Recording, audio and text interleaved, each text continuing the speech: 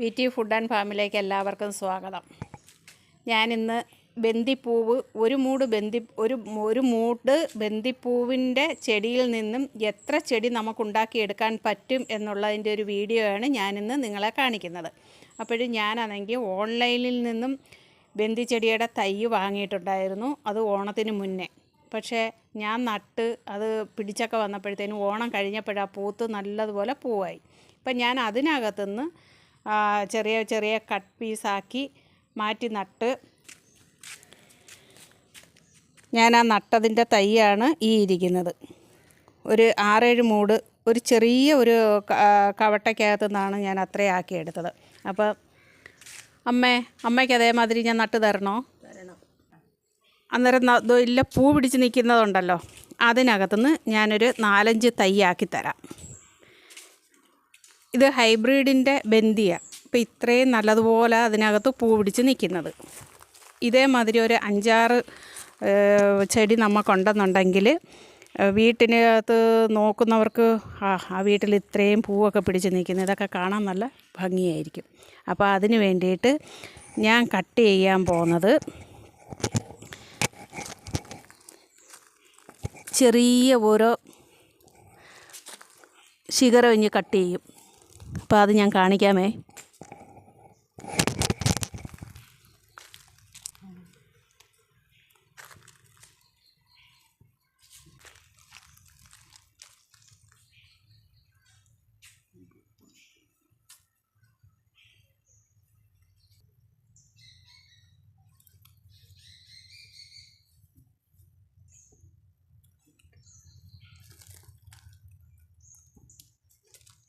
ഇതുപോലെയുള്ള ഓരോ ശിഖരങ്ങളും നമ്മൾ കട്ട് ചെയ്യുക. എന്നിട്ട് അതിൻ്റെ അടിഭാഗത്തുനിന്ന്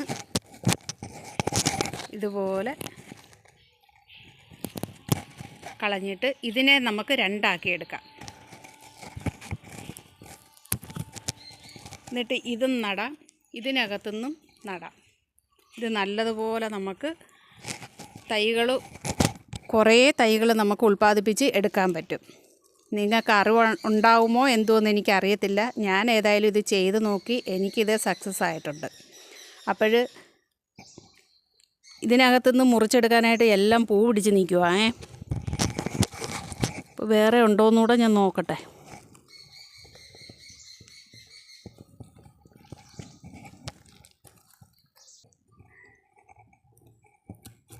നമ്മൾ വാങ്ങിക്കുമ്പോഴത്തെ മഞ്ഞപ്പൂവില്ലേ, നമ്മൾ ഓണത്തിനൊക്കെ ഇല്ല മഞ്ഞപ്പൂവ്, വലിയ ബന്ദി,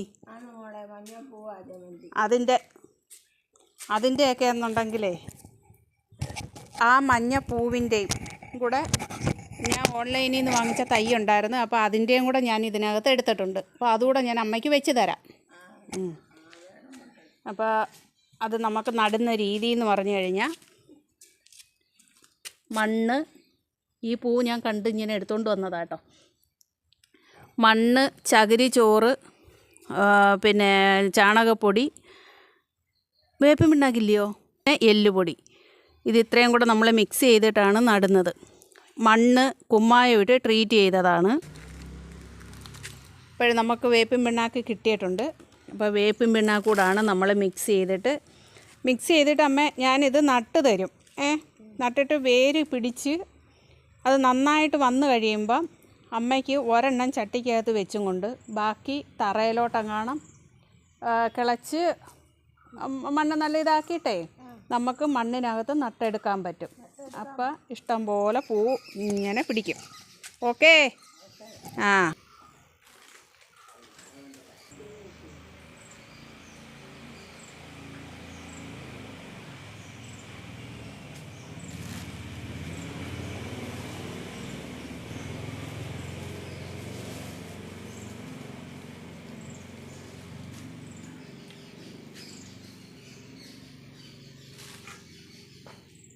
ഇതെല്ലാം കൂടെ നമുക്ക് മിക്സാക്കാൻ വേണ്ടി ഞാൻ വലിയൊരു പാത്രം എടുത്തുകൊണ്ട് വന്നിട്ടുണ്ട്. അതിനകത്തോട്ടിട്ട് നമുക്ക് മിക്സ് ചെയ്ത് വെച്ച് ചട്ടിക്കകത്തോട്ട് നിറയ്ക്കാം. എന്നിട്ട് ഇതെല്ലാം നട്ട് കഴിഞ്ഞിട്ട് വേര് പിടിച്ച് കഴിയുമ്പോൾ നിങ്ങൾ വെക്കുമ്പോഴും ഇതേമാതിരി തന്നെ ചകിരിച്ചോറ് മാറ്റാം. ബാക്കിയുള്ള വളങ്ങളെല്ലാം കൂടെ കൂട്ടി തടവെടുത്തിട്ട് വേണം നടാനായിട്ട്.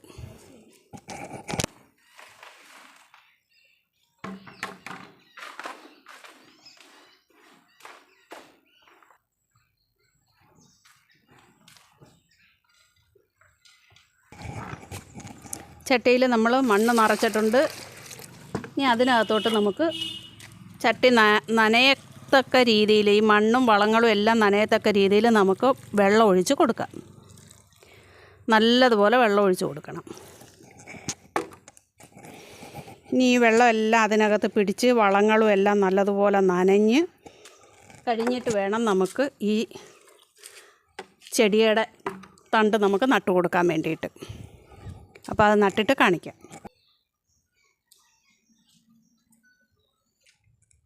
അങ്ങനെ ദേ ഞാൻ ബന്ദിപ്പൂവിൻ്റെ എല്ലാം നട്ട് കഴിഞ്ഞു കേട്ടോ. നിങ്ങളുടെ അടുക്കയും ഇതേമാതിരി ബന്ദിയുടെ ചെടി ഉണ്ടെന്നുണ്ടെങ്കിൽ അതിൽ ഒരു മൂട്ടിൽ നിന്ന് ഒരു കമ്പേന്ന് നമുക്കൊരു 10-50 എങ്കിലും നമുക്ക് ഉണ്ടാക്കിയെടുക്കാൻ പറ്റും. നമ്മുടെ ആവശ്യത്തിന് നമുക്ക് ഉണ്ടാക്കിയെടുക്കാൻ പറ്റും. അപ്പോൾ നമ്മൾ ഈ ഓൺലൈൻ വഴിയൊന്നും നമ്മൾ ചെടികൾ വാങ്ങിക്കണ്ട. എനിക്കിപ്പോൾ കിട്ടിയ ആ ഐഡിയയാണ് ഞാൻ നിങ്ങൾക്ക് വേണ്ടിയിട്ട് ഷെയർ ചെയ്തത്. അപ്പോൾ നിങ്ങൾക്ക് എൻ്റെ വീഡിയോ കണ്ടിട്ട് ഇഷ്ടമായിട്ടുണ്ടെന്നുണ്ടെങ്കിൽ എൻ്റെ വീഡിയോ സബ്സ്ക്രൈബ് ചെയ്യാൻ മറക്കരുത്. ഷെയർ ചെയ്യാനും കമൻസ് ഇടാനും മറക്കരുത്. അപ്പോൾ അടുത്തൊരു വീഡിയോ ആയിട്ട് വരുന്നത് വരെ ബൈ.